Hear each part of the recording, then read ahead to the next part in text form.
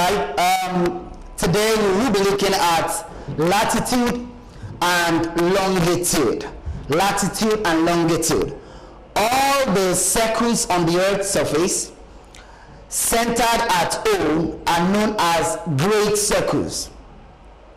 All great circles passing through the poles are meridians of longitude. All circles whose plane is at right angles to the line NOS. Let me quickly draw so that we'll have an idea of what we're talking about. Latitude and longitude.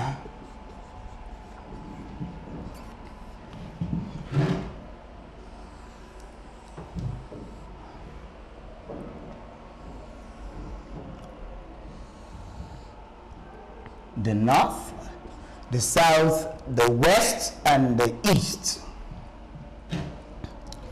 This is a latitude.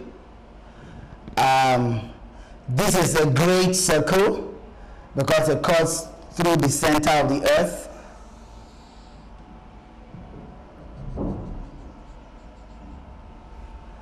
And then we have the longitudes. In this case, they are in the same hemisphere. So let's say this is point X and this is point Y.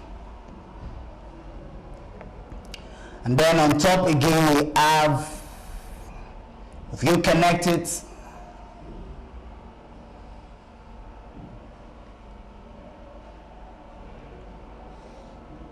point P and point Q. Now, all circles, the same way you cut an orange, after you finish peeling an orange and you cut it through the cross section. Every circles in that format are known as latitude.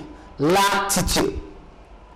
But when you cut it from top to bottom, any circle that you make in that, any cut that comes like this are known as longitudes.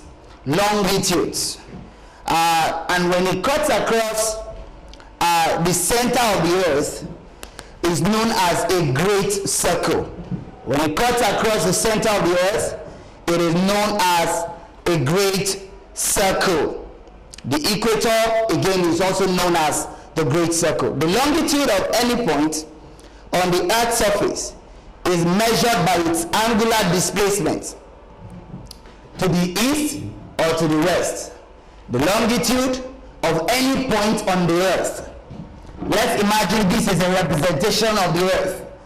The longitude of any point X or Y on the earth's surface is measured as an angular displacement, either to the east or to the west. The value of the radius of the earth, which is represented by big R, is known as 6,400 kilometers. The radius of the earth is measured at 6,400 kilometers. The latitude of any point is also given by its angular displacement. Angular displacement either to the north or to the south. The angular displacement from the center of the earth towards the last point on the east is 180 degrees. And then from this 0 point again to the west is 180 degrees. But from the point here at the center of the earth towards the north is 90 degrees. And then from the center of the earth again towards the south is another 90 degrees. So when you see the measurements, they are within that range. 0 to 90 on the north, 0 to 90 to the south, 0 to 180 to the east, 0 to 180 to the west. When the question presents itself, in which case you have two latitudes and one longitude. Please note what I'm saying. Two latitudes and one longitude. The distance along the longitude is determined by using theta over 360 times 2 pi r.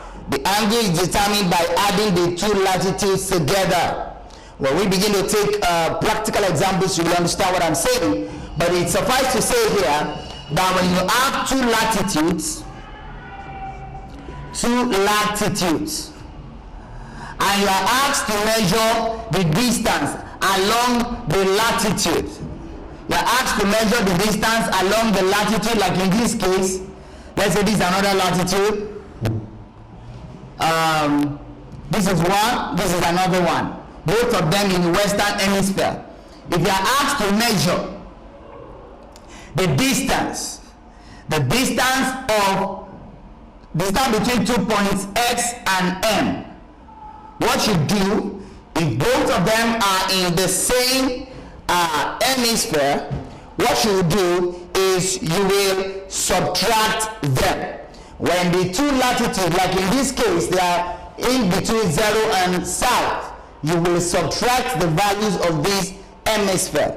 But if you are asked to calculate the distance between X and W, or X and M, as the case may be, if you are asked to measure this distance, and you are considering two latitudes, which again can be,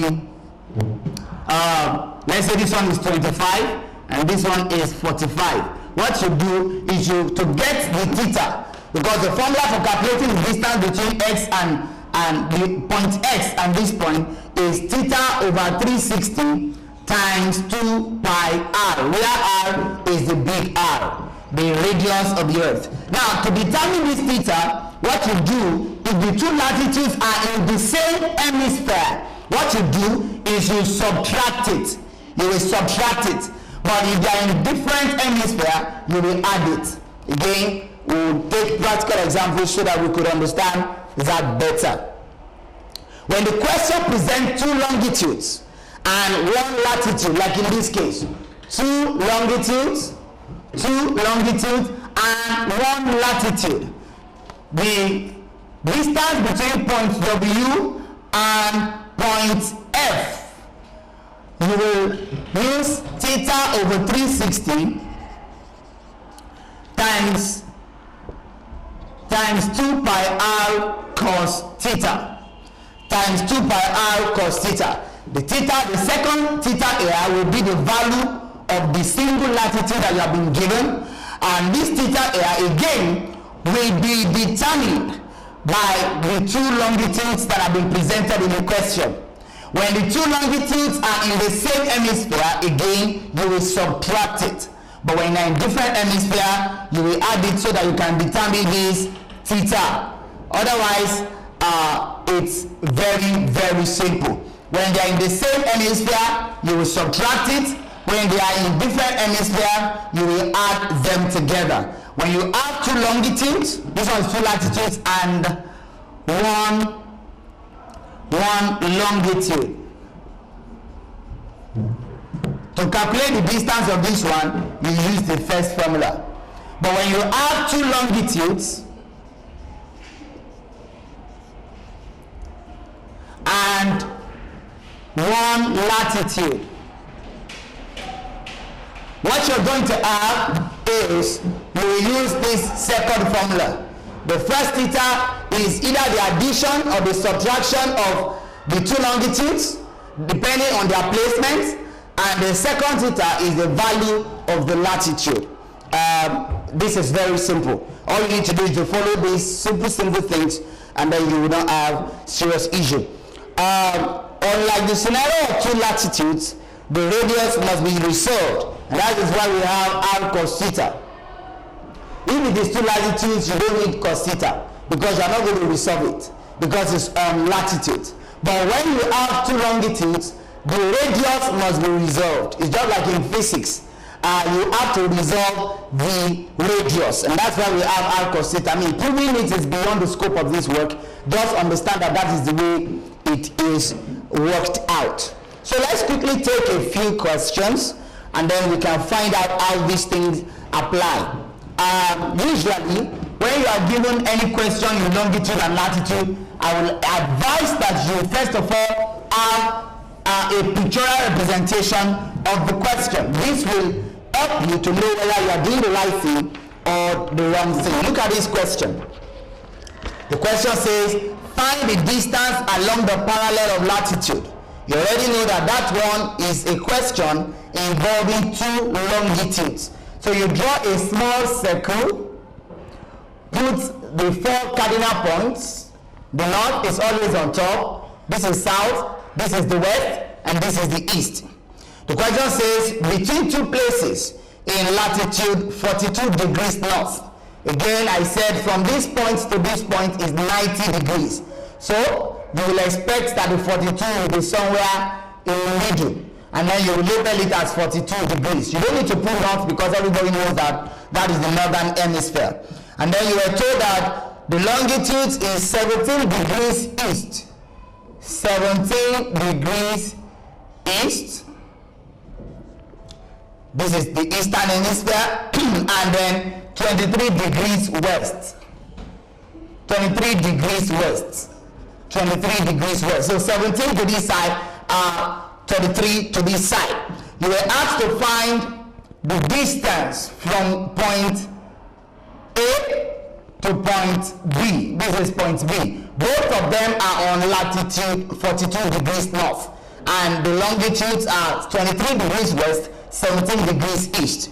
Now, when this kind of question presents itself, arc AB, which is the distance you've been asked to measure, is determined using theta over 360, theta over 360 times 2 pi r cos theta times 2 pi r cos theta. I remember I said when you have two longitudes and one latitude, the formula you are going to use is theta over 360 times 2 pi r cos theta. And I said the reason is the radius of the earth, okay, that is connected to this arc,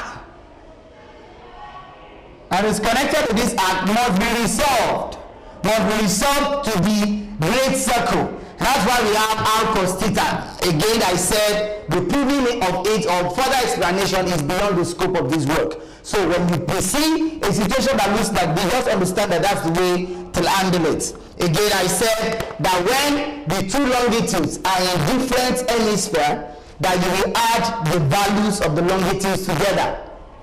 In this case, one longitude is in the eastern hemisphere, the other longitude is in the western hemisphere. It therefore follows that you will add this first theta together. So you add 23 plus 17 divided by 360 times 2 pi times r cos. The second theta again is the value of the latitude that has been given to us.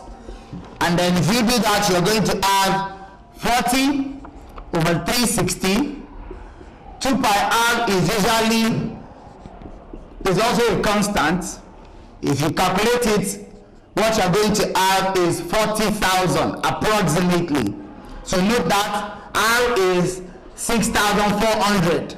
2 pi r, if you put the two of them together, you have 40,000. So let's use the 2 pi r together. We have 40,000 times cos 42. If you use your calculator or use your four-figure table to check the value of cos 42, this is what you're going to get. And then the final answer will be 3,300 kilometers. 3,300 kilometers. The unit that you will get for distance, measurement of arcs in longitude and latitude will be in kilometers. The reason is the radius of the earth is measured in kilometers, except otherwise if you are asked to convert it to meters. Let's quickly take the second one. The second one says 2 points. Let me clean this for brevity of space. You can play it over and over again so that I can get used to it. It says 2 points. These are the points. Point number 1, point X, is given as 32 degrees north, and 47 degrees west. Second point Y is given as 32 degrees north, 32 degrees north, and 25 degrees east. The question again says both of them, these 2 points are on the Earth's surface. If it takes an aeroplane 11 hours, that's the time. The time is 11 hours. If it takes a plane 11 hours to fly from point X to point Y along the parallel of latitude, calculate its distance, calculate its speed correct to the nearest kilometer per hour. The second question says, calculate the distance between X and Y along the parallel of latitude. Again, the question says you should calculate the distance between X and Y along the great circle. Now, and I love this question because it cuts across generally all the questions you will probably meet in longitude and latitude. Number one, you, like I've already encouraged you, represent it on the diagram. It will help you. You will be able to appreciate what you have been asked to determine. Point X, 32 degrees north, label it as 32, and he said 47 degrees west, again 47 west in western hemisphere. So this would be point X. Again, 32 degrees north, which is already drawn, and 25 degrees east. 25 degrees east. And then you label that point again, point Y. If you label point Y, you now, what the question has asked you first of all is to find the speed. And if you still remember the formula for speed, speed is distance over time. The speed is distance over time. Speed is equal to distance over time. So what the question has asked us is, if a plane moves from point X to point Y, how long will it, what the speed with which it needs to travel if it needs to travel these points from point X to point Y in 11 hours. So the first thing you do is to find the distance XY. So distance XY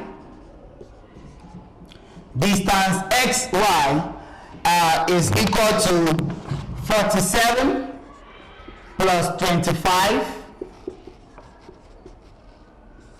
divided by 360 times 2 pi r cos 32. Again, I'm sure you remember how we arrive at all these figures. You add these two longitudes together, and the reason is we are not in the same hemisphere. Otherwise, you would have subtracted them. But one is in west, one is in east, so you add them together.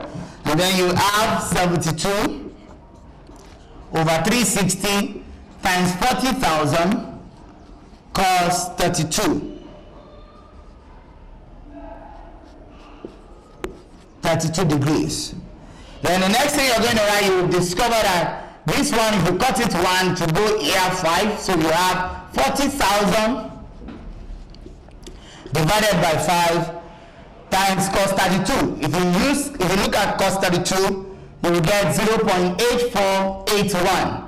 And then your final answer will be 6,785.